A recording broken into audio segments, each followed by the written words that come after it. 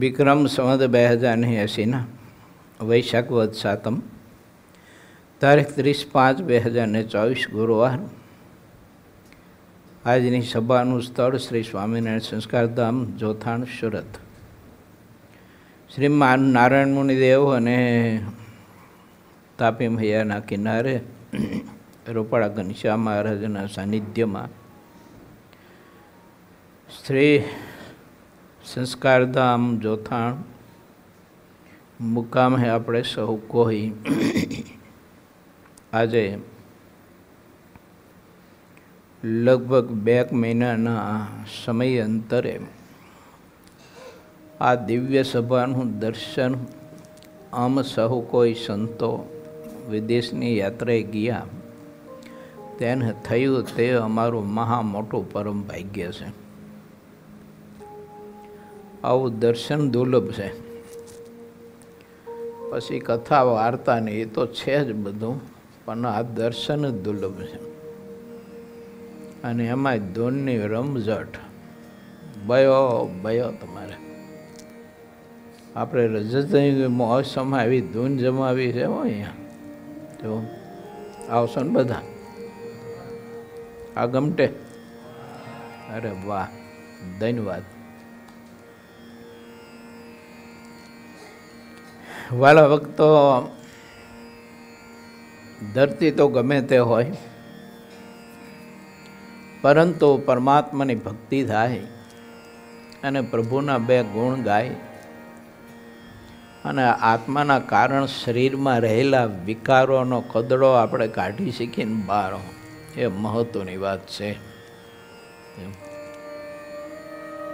એટલે ઓસ્ટ્રેલિયા વિદેશ યાત્રામાં સિડની, આલ્બરી, મેલબોર્ન અને બ્રિસ્બેન એવા આરવી 2 સિટી ને આરવી 2 ને આરવી 2 સિટી, આ બધા વિસ્તારોમાં ખૂબ જ વિતરણ કર્યું સંતોએ. લગભગ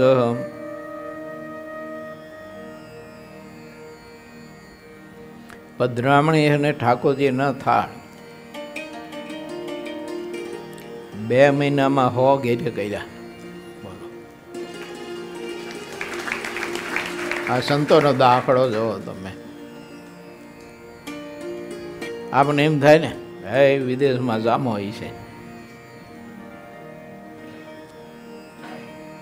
અને અલગ અલગ જગ્યાએ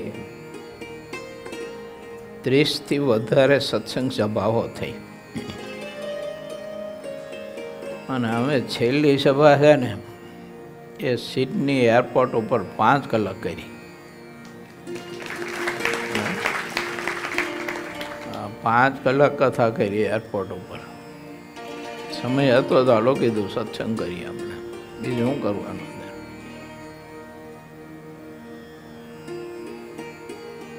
એમાં મૂર્તિ ધારવા માટેના યોગની બધી વાત કરી મેં. મૂર્તિ ધારવાનો યોગ, એનો અભ્યાસ કરવાનો, એના પર કથા કરી. પછી બહુ આનંદ આવ્યો, મજા આવી.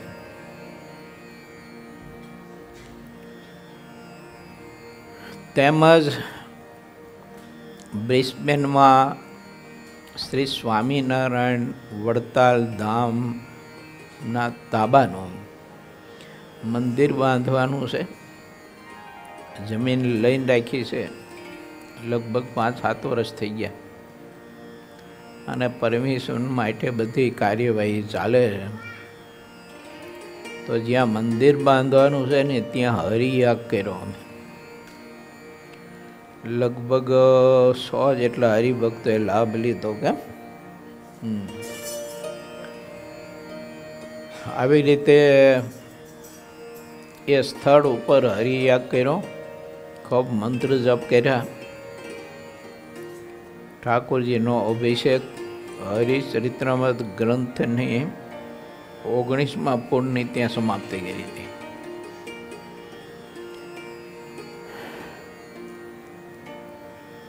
એટલે લગભગ 100 કિલો જેવા ડ્રાયફ્રૂટથી અભિષેક કર્યો અને ઉત્સવ સરસ મજાનો કર્યો. એમાં અહીંયા ધાંગધ્રામાં રહેલા સંતો, પાર્ષદો, સાધકો, તમે બધા હરિભક્તો, આપણા જોથાનું ટ્રસ્ટીમંડળ, ધાંગધ્રાનું ટ્રસ્ટીમંડળ, આ બધા જ હરિભક્તોની શ્રદ્ધાને સાથે રાખીને આ ડ્રાયફ્રૂટથી શ્રી હરિચરિત્રામૃત ગ્રંથનો અભિષેક કર્યો. આ રીતે અમારી યાત્રા અહીંના સંતો, ધાંગધ્રામાં રહેલા સંતો, પાર્ષદો, સાધકો અને તમે સૌ કોઈ હરિભક્તો અને સ્વામિનારાયણ સંસ્કારધામ ગુરુકુલ ધાંગધ્રા સાથે જોડાયેલી શ્રદ્ધાવાળા તમામ હરિભક્તોની શુભેચ્છા લઈને અમે ગયા હતા ને, એટલે અમે આટલા દિવસમાં એટલું કામ કરી શક્યા, ડબલ. જો એટલે અમારે આ વખતે છે ને યાત્રા ડબલ એન્જિન યાત્રા થઈ.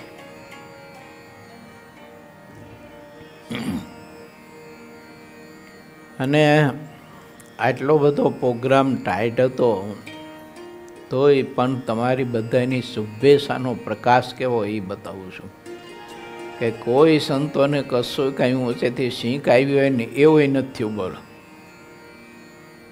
આ બધાનું સ્વાસ્થ્ય સારું રહ્યું ને તો તારું ગાડું અટકે, પાછું એકાદાનું સ્વાસ્થ્ય બગડે ન. અમારે એક વખત એવું થયું હતું, લંડન ગયા હતા લેસ્ટરમાં, અને ભજન પ્રકાશ સ્વામીની તબિયત બગડી તો 21 દિવસ સુધી હોસ્પિટલમાં દાખલ કરવા પડ્યા હતા. પણ એ વખતે કોઈ શુભેચ્છા નહોતી આપી અમને, એમ અમારી મેળાઈ ગયા હતા. અને આ વખતે તમારી શુભેચ્છા ભેળી હતી. એટલે ઠાકોરજીએ અમને મદદ બહુ કરી એમ. કારણ કે ત્યાં છે ને પ્રોગ્રામ એટલો બધો ટાઈટ રહે ને તો પૂરો આરામ થાય નહીં. અને કથા, વાર્તા ને ભજન ને પધરામણીઓ ને એટલી બધી હોય ને, અહીંયા પાછું હરિભગતને કઈ પધરામણી જવાનું હોય તો કેટલું શું દૂર છે, કાંઈ નથી હાર્યું, કાંઈ નજીક હશે. હવે એમનું નજીક ઓછામાં ઓછું 200-250 કિલોમીટર હોય.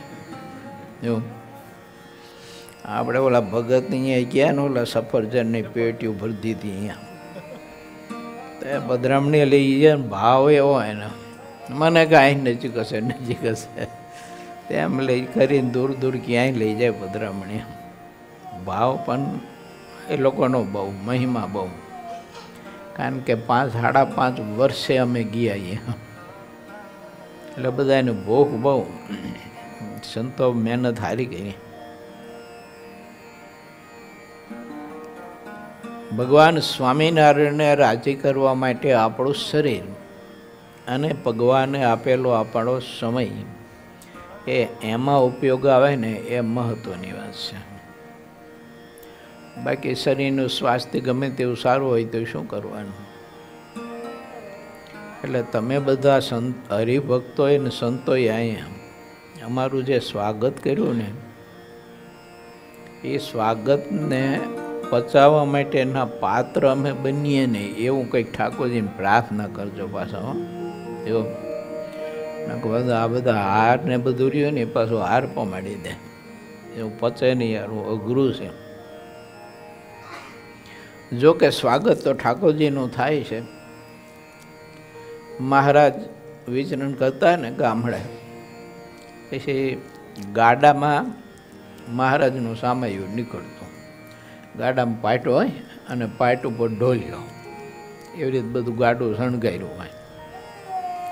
અને પછી મહારાજનું દબાપૂર્વક હરિભક્તો બધા સ્વાગત કરતા. અને એવું સામયું નીકળે મહારાજનું, તે બધા હરિભક્તો ફૂલ ને હાર ને છૂટા ફૂલ ને બેનો ચોખાથી ને મોતીથી વધાવે. આવી રીતે મહારાજનું સ્વાગત થતું. એવું મહારાજનું સ્વાગત થતું ને એ ભેડો ઓલો ગાડા બળદ જોડાય ને એનું થતું. એમ તમને સમજાય તો ગયું હોય છે. આવું છે ઠાકોરજી સ્વાગતને, ધ્યાનને, ભજનને, યોગ અને એ ઠાકોરજી સ્વીકારે છે.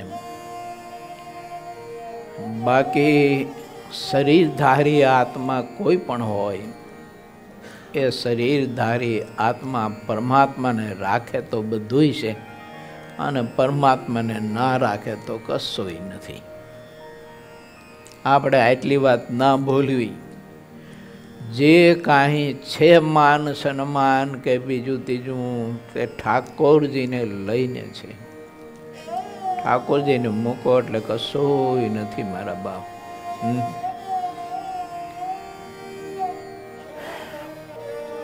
વિસ્માપુરની કથાનો ત્યાંથી પ્રારંભ કર્યો હતો.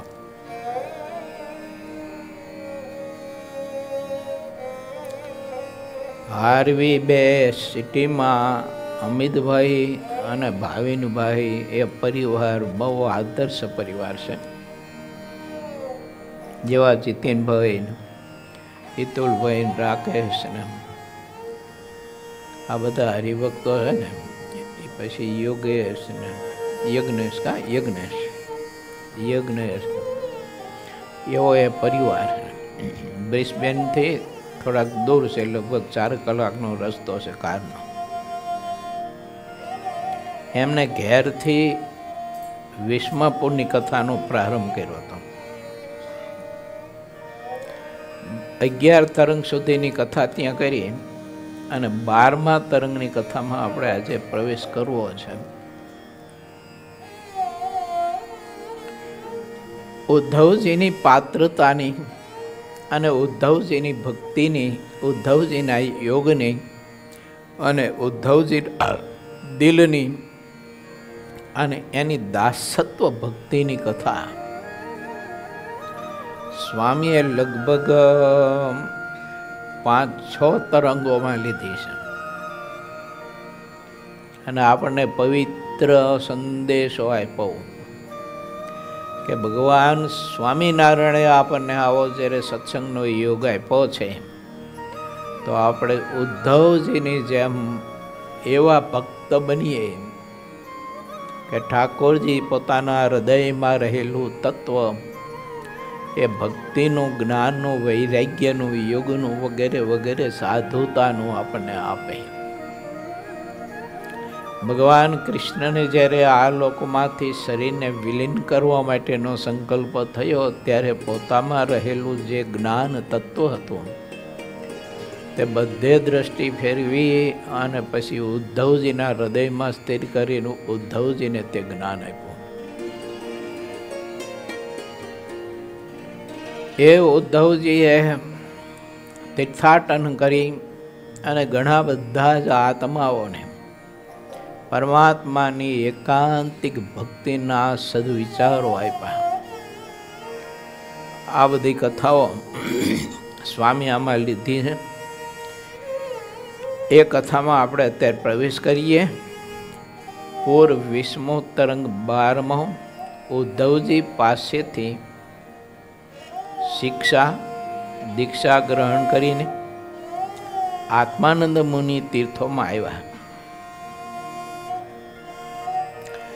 આત્માનંદ સ્વામીએ ગોપી ભટ્ટને જે વાત કહી હતી તે વાત ગોપી ભટ્ટ ફરીને શ્રીહરિને કહેવા લાગ્યા. ગોપી ભટ્ટ નિષ્કપટ મનવાળા થઈને શ્રીહરિ આગળ વાત કહેતા હતા, ત્યારે તે મોક્ષના મૂળ જેવી વાતો સાંભળીને શ્રીહરિ રાજી થતા હતા. મોક્ષનું મૂળ અને નરકનું મૂળ અલગ અલગ છે. મોક્ષ શુભ સ્થાનમાં રહ્યો છે અને નરકને અશુભ સ્થાન કહ્યું છે. મોક્ષના જેટલા મૂળ છે તે બધાય નિર્ભય રહ્યા છે અને તે એક પણ મૂળ નીતિ વગરનું નથી.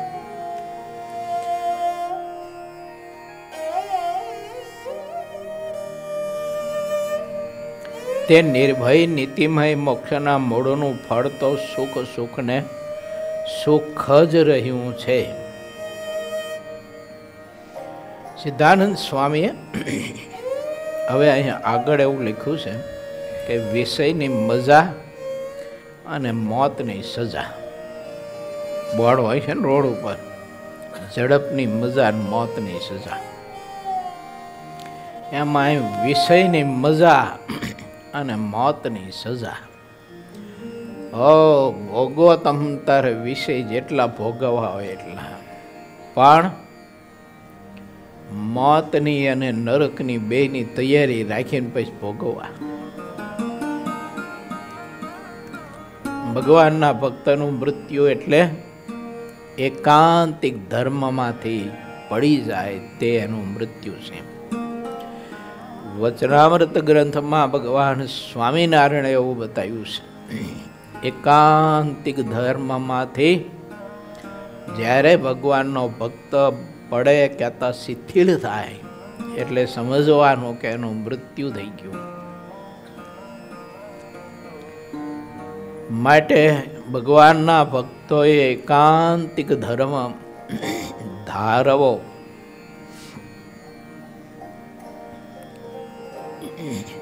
અધર્મ એને કહેવાય. ભગવાનના એવા અનુભવી ભાગવત એકાંતિક સંત પુરુષ હોય, એની મરજી લોપીને જે કરવું તે બધો અધર્મ. એની ઈચ્છા ઉલ્લંઘીને જે કંઈ કરવું એ તમામ બધો જ અધર્મ. માટે વિચારવું, ભગવાનના એવા ભાગવત પુરુષ એની મરજીમાં રહીને સત્સંગ કરવો. ત્યાં બ્રિસ્બેનની સભામાં મેં હરિભક્તોને કહ્યું હતું, મંદિરમાં સભા હતી, કથા હતી, એમ તે બધા હરિભક્તોને કહ્યું હતું. મેં કીધું, તમે જે સત્પુરુષને ગુરુ તરીકે ધાર્યા હોય, જેનો આશ્રય સ્વીકાર્યો હોય, એની મરજીમાં તમે રહેજો. જો નહીતર આ કળિયુગમાં તમને કોઈ ભોપો ભાઈ બચાવશે નહીં.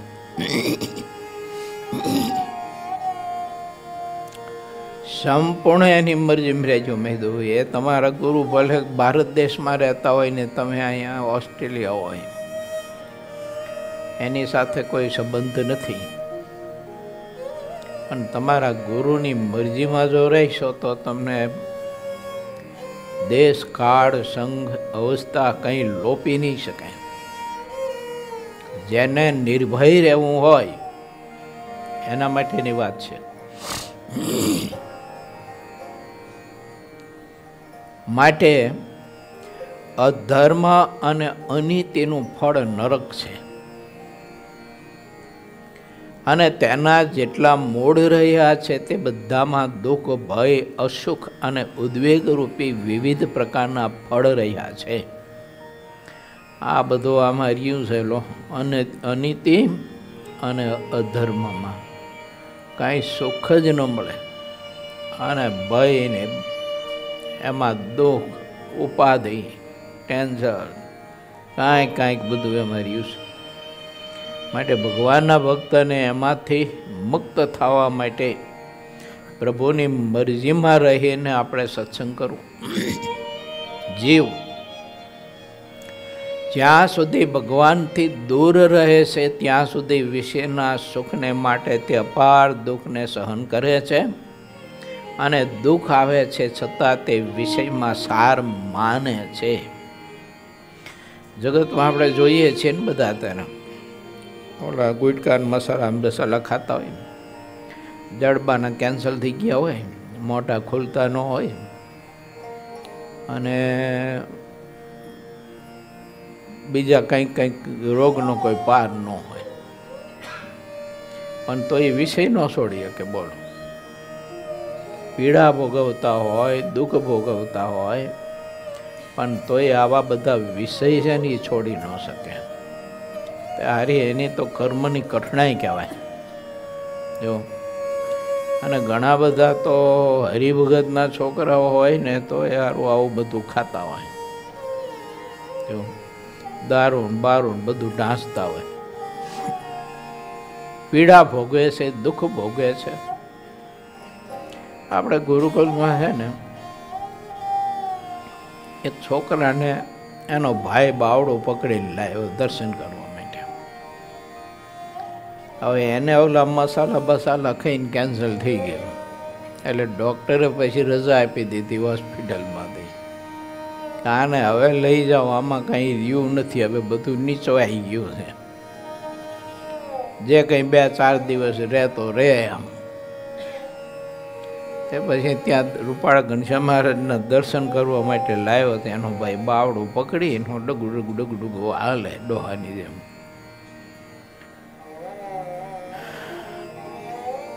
હવે એનો ભાઈ જે બાવડું પકડીને લાવ્યો હતો ને, એને ખબર છે કે આ મસાલા ગુટકા ખાય અને આના કેન્સલ થયું છે.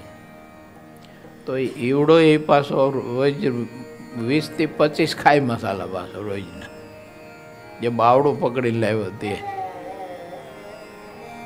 એટલે આપણને એમ થાય કે બ્રહ્માજીએ થોડીક ઉતાવળ કરી હશે, મગજ રહી ગયું હોય છે ફિટ કરવાનું. જો, અને એમનામ રોબોટ બધું આવી ગયું અહીંયા. વિષય માત્ર, આ તો વ્યસનની મેં વાત કરી, પણ વિષય માત્ર, પંચ વિષય, શબ્દ સ્પર્શ રૂપરસ અને ગંધ, આની આસક્તિ એ જન્મ મરણનું કારણ છે. નરક યાતનાનું ને દુઃખનું, ઉપાધિનું ને ભયનું કારણ છે. માટે ભગવાનના ભક્તને આવશ્યકતા પૂરતા વિષયો ભોગવવા, એમ મહારાજે પ્રથમ પ્રકરણના 8મા વચનામૃતમાં બતાવ્યું છે કે શાસ્ત્રની મર્યાદાનું ઉલ્લંઘન કરી અને ભગવાનના ભક્તે વિષય ભોગવવા નહીં. શાસ્ત્રની મર્યાદામાં રહીને ભોગવવા તો સુખરૂપ છે. દુઃખથી ભરેલા વિષયનું નામ જ મોહ કહેવાય છે. પ્રથમ પ્રકરણનું 1લું વચનામૃત મોહના સ્વરૂપનું છે. મહારાજ એમાં બતાવ્યું છે કે પંચ વિષયની આસક્તિ તે જ મોહનું સ્વરૂપ છે. મોહ જ્યારે વ્યાપે ત્યારે બુદ્ધિ વિભ્રાંત થાય છે, અને વિભ્રાંત થયેલી બુદ્ધિ યોગ્ય અયોગ્ય સુખ દુઃખ કંઈ સમજી શકતી નથી. માટે વિષય માત્ર બધા દુઃખના ભરેલા છે, અને તે મૂર્તિમાન જ દેખાય છે. તેથી જીવને બીજી બાબતમાં અપાર રુચિ થાય છે, પણ ભગવાન ભજવામાં લગારે રુચિ થતી નથી. એને વિષયને જીવ જ્યાં સુધી પરમ મિત્ર માને છે ત્યાં સુધી તો મૂર્તિમાન પાપ રહ્યું છે. જ્યારે દ્વિજ સોમ સર્વાને આવું જ્ઞાન થયું ત્યારે તેને ભગવાન ભજવામાં રુચિ ઉત્પન્ન થઈ.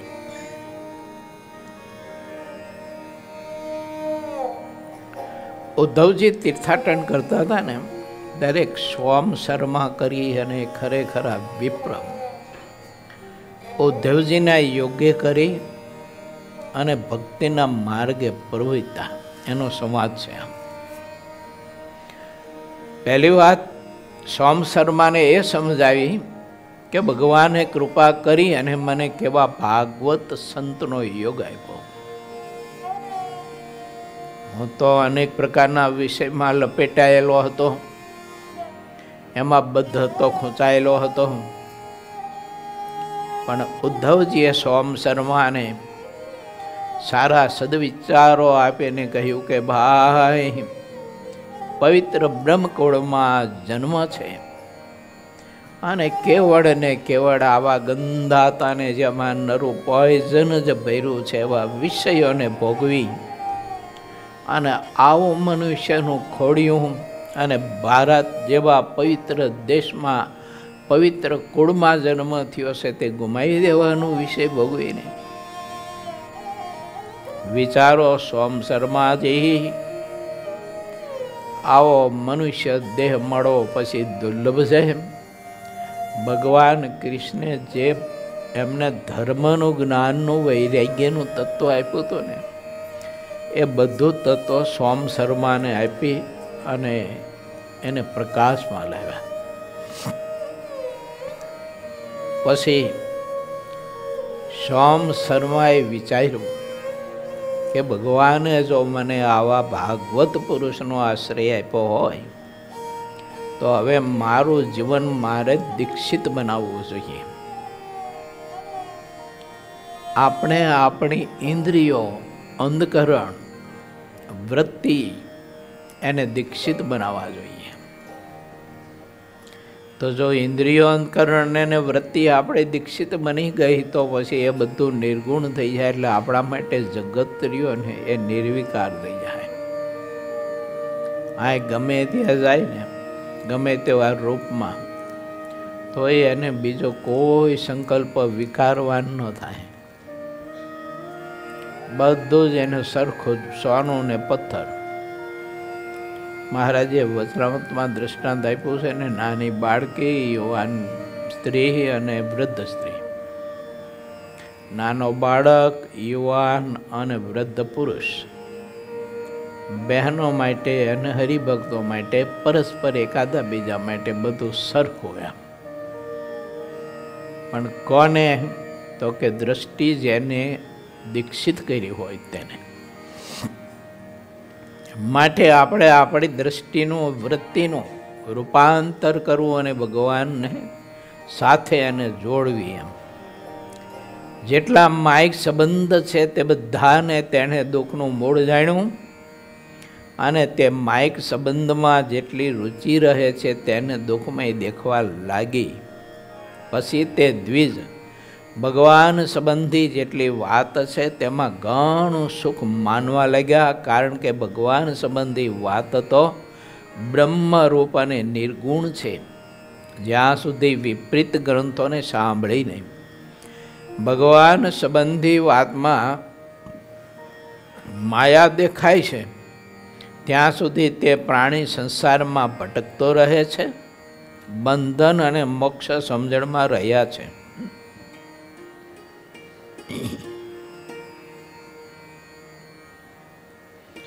ભગવાનના સ્વરૂપમાં જેટલું સુખ મનાય છે તેટલો તે બંધનને છૂટી જાય છે અને ભગવાન સિવાયના અન્ય વિષયમાં જે જેટલું સુખ દેખતો રહે છે તેટલું તેને દુઃખ આવે છે. પંચ વિષય તો દુઃખથી ભરેલા છે તો ભાઈ દુઃખ જ આવે ને, એમાં તો કાંઈ સુખ છે નહીં. એટલે પંચ વિષય ભગવાન સંબંધી ભોગવવા એમ મહારાજે વચનામૃતમાં લખ્યું છે કે નારદાદિક મુક્તો ઘણા કાળ સુધી સમાધિમાં રહે છે. આવા સમર્થ પુરુષો ઘણા કાળ સુધી સમાધિમાં રહી અને પરમાત્માની મૂર્તિમાં પોતાની વૃત્તિઓ સંલગ્ન કરી અને એ મહાપુરુષો એટલા બધા ભગવાનની મૂર્તિના સુખના આનંદમાં આમ ઊંડા ઉતરી ગયા હોય તેના ઉપર કાળનો કાળ વયો જાય અને પછી સમાધિમાંથી જાગૃત થાય. તો જેવા જાગૃત થાય તેવા જ ભગવાન સંબંધી જ વિષયો ભોગવે. કથા, કીર્તન, ધ્યાન, ભજન વગેરે વગેરે. એ મહારાજે આપણને સંકેત બતાવ્યો તે દ્રષ્ટાંત આપીને કે તમે મારા આશ્રિત થયા છો તો મહારાજ કે મારી એક તમારા પ્રત્યેની એવી ભાવના છે, એક એવો સદવિચાર છે કે મારા આશ્રય આવેલો આત્મા એમાં હવે એક તલના દાણા જેટલી પણ વાસના ન રહેવી જોઈએ. મધ્ય પ્રકરણનું 45મું વચનામૃત, ગરડા મધ્યનું. એમાં મહારાજે વિસ્તારથી બધું બતાવ્યું છે. ક્યારેક શુદ્ધ સત્વગુણમાં હોય ને તો એ વચનામૃત વાંચજો. એના વિસ્તારમાં જતો નથી, પણ મારા ને તમારા માટે ઠાકોરજીને એક ભાવના ખરી કે આપણામાં કોઈ પણ પ્રકારની વાસના વિષયોની આ જગતની બીજી કશી જ રહેવી ના જોઈએ એવા તમને શુદ્ધ કરવા છે. તમારું હૃદય એટલું બધું નિર્મળ કરવું છે ને શુદ્ધ કરવા છે ને એવા પ્રકાશવાન કરવા છે કે માયા તમારી પાસે નજીક આવી ન શકે એવા તમને શુદ્ધ કરવા છે.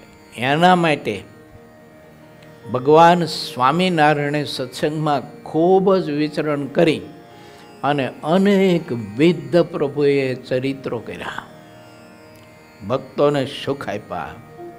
અને એ બધું સિદ્ધાનંદ સ્વામી આદિ સંતો, પછી બ્રહ્માનંદ સ્વામી, ગોપાળાનંદ સ્વામી, મુક્તાનંદ સ્વામી, ગુણાતીતાનંદ સ્વામી, નિષ્કળાનંદ સ્વામી, ભાયાત્માનંદ સ્વામી, ભાઈ રામદાસજી વગેરે વગેરે, એ પરમહંસોએ પછી આ બધું સાહિત્ય લખ્યું અને મહારાજના બધા ચરિત્રો, વિચરણ વગેરે વગેરે આપણી સામે મૂક્યું. શા માટે? કે આપણે એકદમ નિર્વિકાર રહી અને ભગવાન શ્રી હરિની મૂર્તિના સુખને પામી જાય તો જન્મ મરણથી ને નરક 84ના અને વર્તમાન કાળમાં જે તે યુગમાં જે તે કાળમાં જન્મ ધારણ કરે અને એમાં જે દુઃખને અનેક પ્રકારની ઉપાધિઓ સહન કરવી પડે એનાથી મુક્ત કરવા માટે આ બધા વિચારો આપણે મહાપુરુષોએ આપ્યા છે. તે સોમસરમાં દ્વિજને જ્યારે આવું દ્રઢ જ્ઞાન થયું ત્યારે તેણે મૂર્તિમાન ભવબંધન જોયું. જે ગ્રંથમાં ભગવાનની મૂર્તિ, વર્ણાશ્રમનો ધર્મ, તીર્થ, વ્રત, જપ તથા તપનું ખંડન કરેલું હોય, વળી શુભ યજ્ઞ, બ્રાહ્મણ અને સંતો આવી અપાર વાતોનું જેમાં ખંડન હોય તે બધાને વિપરીત શાસ્ત્ર કહેવાય છે. જે દ્વિજને સદગુરુના યુગથી જેટલી સત્ય વાત છે તેનું દ્રઢ જ્ઞાન થયું પછી જેટલી મિથ્યા વાત હતી તેનો તેણે મળની માફક ત્યાગ કર્યો. આટલો એ પુરુષ જાગ્રત કહેવાય. કોણ? સોમસરવા. ઉદ્ધવજી પાસેથી જેટલી વાત ગ્રહણ કરવા જેવી હતી તે ગ્રહણ કરીને બાકીના બધા વિષયોની આસક્તિ અને વિષયો ભગવાનના સંકલ્પ છે ને એને મળની જેમ ત્યાગ કર્યો. હવે આપણે વિચારવાનું કે આટલા વર્ષોથી સત્સંગ કરીએ છીએ એમ તો વિષયોનો ત્યાગ આપણે મળની જેમ કરી શક્યા કે નથી કરી શક્યા? આ કથા સાથે પાછું બધું મેળવતું જવાનું. જો તો કથા સાંભળી કહેવાય. સૌથી વધારે તો તેને ભગવાનની મૂર્તિ સમજવામાં દ્રઢતા આવી. પછી ઉદ્ધવજીએ ઘણા પ્રેમ ભાવથી તેને અષ્ટાક્ષર મંત્રનો જપ કર્યો અને અષ્ટાક્ષર મંત્ર શ્રી કૃષ્ણ ભગવાને ઉદ્ધવજીને આપ્યો હતો. તે મંત્રનો જપ કરનારાને કાળ, માયા કે બીજો કોઈ જાતનો ભય રહેતો નથી. અષ્ટાક્ષર મંત્ર એવો પ્રભાવશાળી છે કે તે જપ કરનારા લોકોનો તરત જ મોક્ષ કરે છે. પ્રથમ પ્રકરણના 56મા વચનામૃતમાં શ્રીજી મહારાજે સ્વામિનારાયણ મહામંત્રનો પ્રતાપ બતાવ્યો છે. અંત સમયે એક જ વાર સ્વામિનારાયણ એવું નામ જો ઉચ્ચારણ થઈ જાય ને તો મહારાજ કે બધા જ પાપ બળીને ભસ્મ થઈ જાય અને તે આત્મા બ્રહ્મમહલ અને વિશે જઈને નિવાસ કરે. તમે વાંચજો પ્રથમ પ્રકરણનું 56મું વચનામૃત. એમાં મહારાજે આ મહાત્મય મંત્રનું કહ્યું છે. એ મંત્રની આપણે આવી રીતે ધોઈને ભાવથી કરતા હોય તો ઠાકોરજી કેટલા બધા રાજી થાય.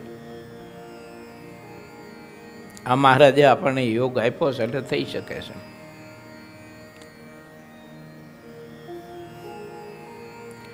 સોમ શર્માએ ઉદ્ધવજી પાસે આવી રીતે અષ્ટાક્ષ મંત્ર જપ કરવાનું પછી નિયમ લીધું. નિત્યાનિત્ય વસ્તુ વિવેક, સમ દમ ઉપરિત અને તિતિક્ષા શ્રદ્ધા અને સમાધાન સટ સંપત્તિ, ઇહા મૂત્ર ફલો ભોગ વિરાગ, મુમુક્ષુત્વ, આ 4 સાધન ચતુષ્ટકનું મનન કરવાનું કહ્યું. અને કઠવલી ઉપનિષદ પણ સંભળાયું. સોમ શર્માને ઉદ્ધવજીના વચનથી બધી ભ્રાંતિ ટળી ગઈ અને દિલમાં સુદૃઢ શાંતિ થઈ.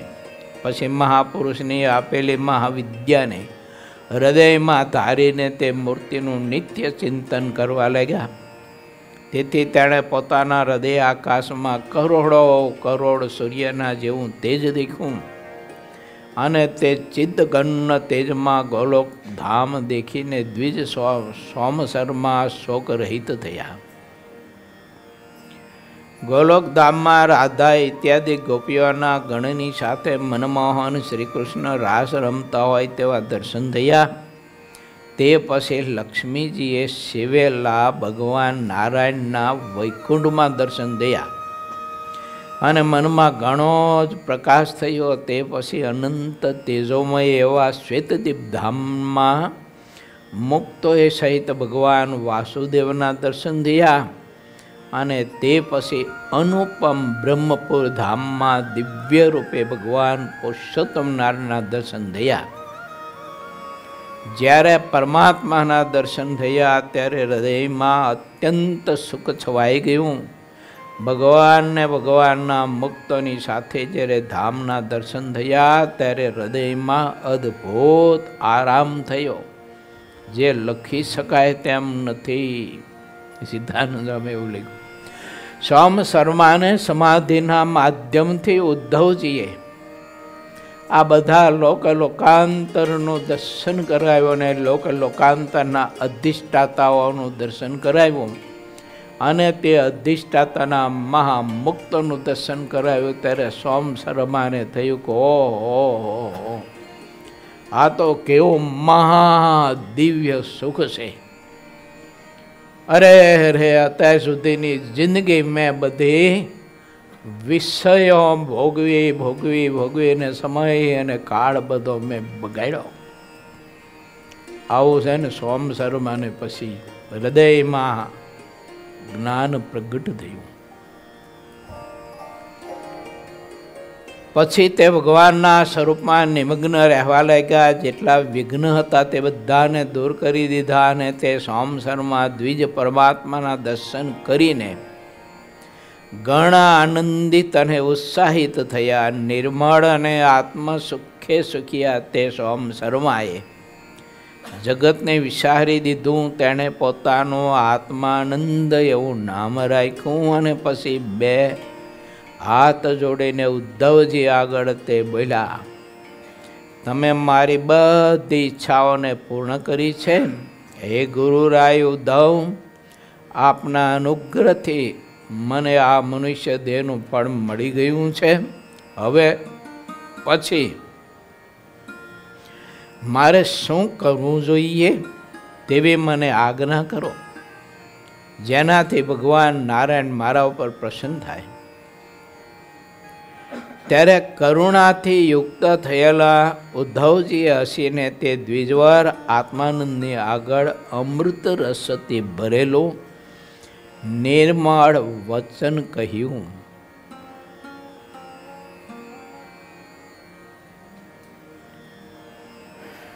ભગવાનના સંતના હૃદયમાંથી જે અમૃત નીકળતું હોય ને એ એટલું બધું નિર્મળ હોય છે, એટલું બધું સુખાકારી હોય છે. એટલે મુક્તાનંદ સ્વામી લખ્યું છે ને, અમૃત પે અતિ મીઠા મુખથી હરિના ચરિત્ર સુણાવે રે. ભગવાનના ચરિત્ર સંબંધી, આપણા મોક્ષ સંબંધી, આપણી સુખાકારી સંબંધી સંતના હૃદયમાંથી જે અમૃત નીકળતું હોય ને તે આ સોમ શર્માની જેમ એ અમૃતનું આપણે પાન કરવું જોઈએ.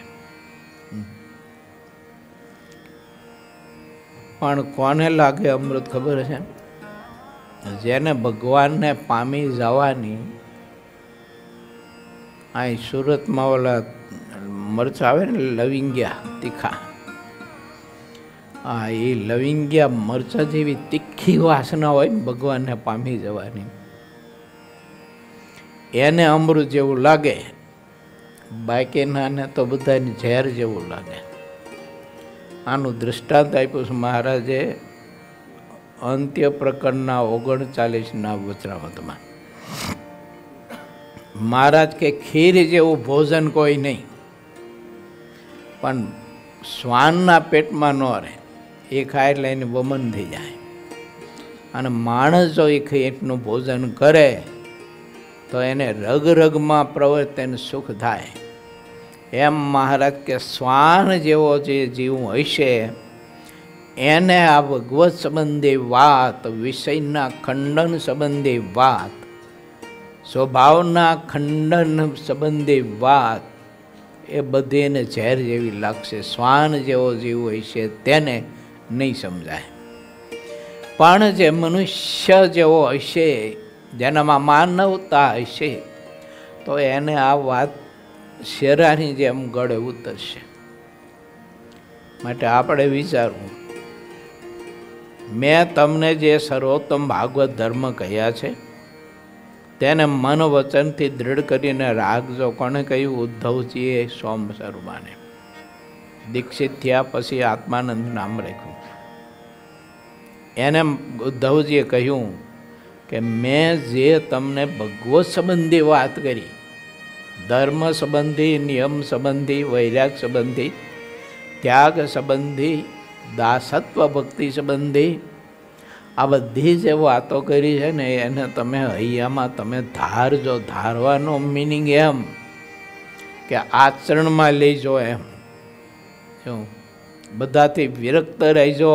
આ જગત, વિષય, દેહ, ઇન્દ્રિયો, અંતકરણ, ખાવા પીવાનું, પહેરવા ઓઢવા, હરવા ફરવાનું, આ બધા જ વિષયો અંતે દુઃખરૂપ છે.